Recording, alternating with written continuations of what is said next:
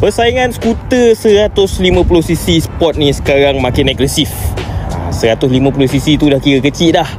Lepas tu dia main cc besar-besar pula. Kalau dulu kita ada NVX 155, lepas tu ada QJ Motor AX 200S. Apa? Game dia lain macam.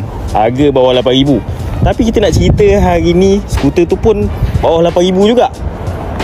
Kita sekarang berada di Taizhou, China untuk cover satu skuter daripada Kiwi ni.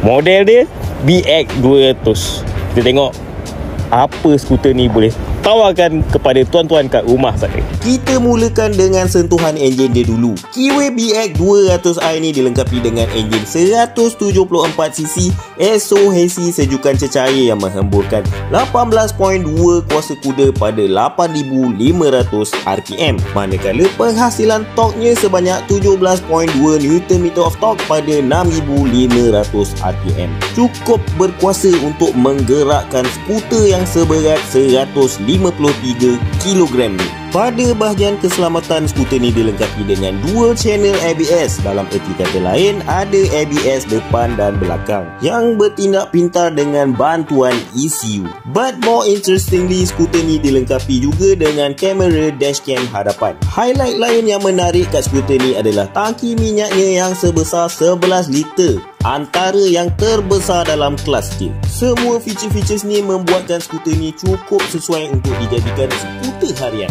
Harga mampu milik RM7,988 untuk versi standard, manakala versi SE dijual pada tanda harga RM8,288. Nak beli skuter baru? Sabar sikit je lagi.